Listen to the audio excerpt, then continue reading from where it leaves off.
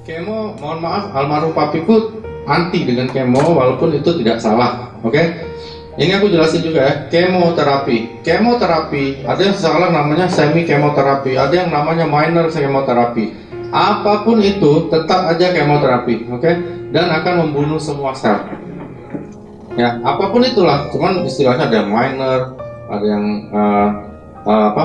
macam-macam istilah dia, tapi semua akan bunuh sel. Kemoterapi itu ibarat ini ada satu desa nih, ada pemberontaknya. Kita kan pusing nih, mana yang pemberontak, mana yang baik, bom aja pak, selesai, mati semua. Nah itu namanya ilustrasi kemoterapi. Mau siapapun ngomong debat sama aku berani jawab, pasti itu dia. Tapi bahasa kita harus halus, kalau enggak orang nggak ada yang mau kemo. Jadi kemoterapi adalah suatu terapi kimia yang membunuh semua sel, semua. Dia nggak pandang bulu, mau itu sel normal, sel nggak normal, kanker, virus, jamur, mati. Begitu dia masuk, dibunuh semuanya. Gitu. Itu kemo. Nah jadi sebenarnya SOP ini bisa menjadi dua. Pertama, dia bisa menjadi pendamping kemo pada orang yang sedang menjalani, memang udah terlanjur kan bayar kemo kan, bayar di muka. Ya udahlah, dia bilang sayang nih udah bayar, ya udah kasih ini untuk pendamping. Kenapa? Karena gini, tadi ada juga nipu tanya tadi pagi, kemo itu kan bunuh semua sel, ya kan? Kankernya itu udah bunuh duluan sebelumnya. Jadi kasihan dong nih orang udah dibunuh sama sel kanker, dibunuh lagi sama kemo. Makanya kakaknya temanku, aku udah bilang jangan di kemo. Emang nak diapain kalau nak di kemo? Dia bilang, ya aku bilang yang lain lah. Adalah kemo aja. Kemo hari ini lusa mati. Karena apa? Ginjalnya jebol gitu. Jadi banyak pasien yang mati di kemoterapi karena efek samping, bukan karena kankernya ya. Gak ada kanker bunuh orang dalam 2 hari. Nah itu bahayanya kemo. Karena itu bisa menjadi pendamping kita punya SOP ini atau pengganti nanti suatu saat. Gitu. Radiasi juga sama. Radiasi itu salah satu tindakan dari luar. No bukan, gini. Kalau radiasi itu dia sama dengan kemo, tapi dia tidak dengan kimia, tapi dengan cahaya. Itu istilahnya ya. Jadi dengan tenaga radiasi tembus ke dalam daging, tulang. Gini mbak, waktu kecil kan kita pernah main nih kaca pembesar dikasih kertas, pernah ya mbak, sampai terbakar. Nah radiasi itu hampir 1 juta kali lebih kuat dari itu. Kira-kira kalau seperti itu ditembakkan ke dalam badan mbak, akibatnya apa? Ya gitu, gampang. Kalau mau lakukan ya silakan. Itu kan dulu oma aku kena kanker payudara, dia diradiasi di sini yang bolong di luar, jadi kayak sundul bolong mbak. Kasihan benar gitu. Tapi itu dulu, hampir 30-40 tahun yang lalu gitu ya. Kami masih kecil-kecil. Sekarang udah nggak dipakai kayak gitu, Mbak. Orang pakai kemo karena efek sampingnya agak ringan memang, tapi toh tetap membunuh semua sel gitu. Jadi kalau itu ditanya, ini bisa jadi pendamping karena kan lu lagi kemo. Tapi kalau sudah nggak kemo lagi, saran gua ininya lu naikin, lu nggak usah kemo.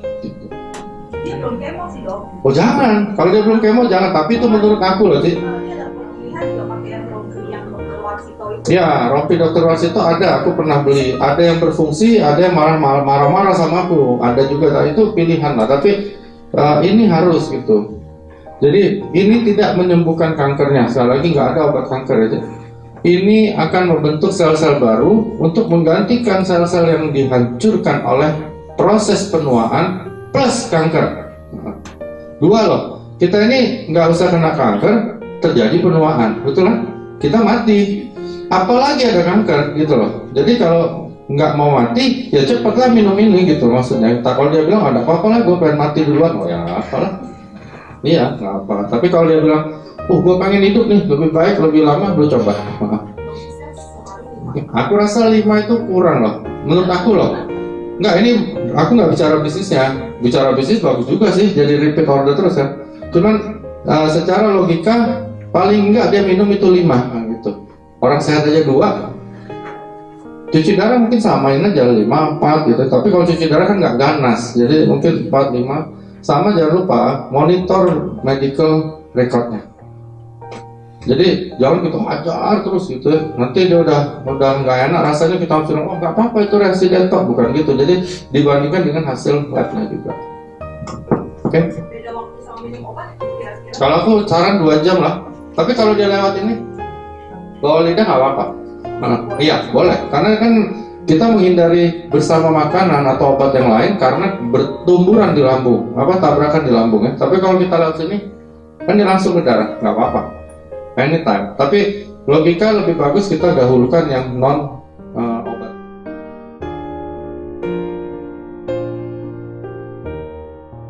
Pertanyaan kamu itu sudah menjawab pertanyaan kamu sendiri, oke?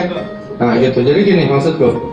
Yang ditanya Cici ini tadi, begini, yang aku jelasin tadi, ini ada orang di kemo nih, kan dibunuh nih sel-selnya, ya.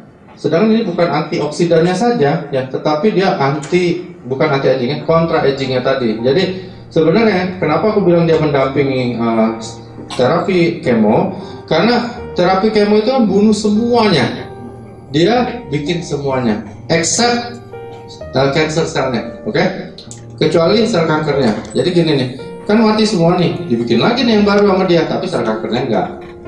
Si kemo ini bunuh semuanya, termasuk sel kanker, sel normal. Ya. Jadi bukan sifat antioksidannya yang melawan kemo itu memang benar. Ini akan melawan kemo itu dalam hal membunuh selnya. Kemo membunuh sel, dia menciptakan sel, begitu maksudku. Ya. Tapi efek kemo itu gini, efek tujuan kemo itu adalah membunuh sel. Bukan membunuh sel kanker loh, membunuh sel, bukan sel kanker, beda sekali. Kalau kemoterapi itu membunuh sel kanker doang, berarti kanker udah ada obatnya. Kanker nggak ada obatnya. Oke. Jadi dia membunuh sel, semua sel dibunuh. Kenapa? Ya habis mau pakai apa lagi? Nggak ada. Kanker emang harus dibunuh selnya itu dengan kemo, dengan radiasi. Bahkan sekarang sudah mulai dengan radio nuklir. Jadi ada beberapa preparat dari radionuklir yang bisa membunuh sel kanker dan normal. Itu yang lagi nggak bisa dipisahkan. Kalau bisa dipisahkan, kanker udah sembuh, udah ketemu obatnya.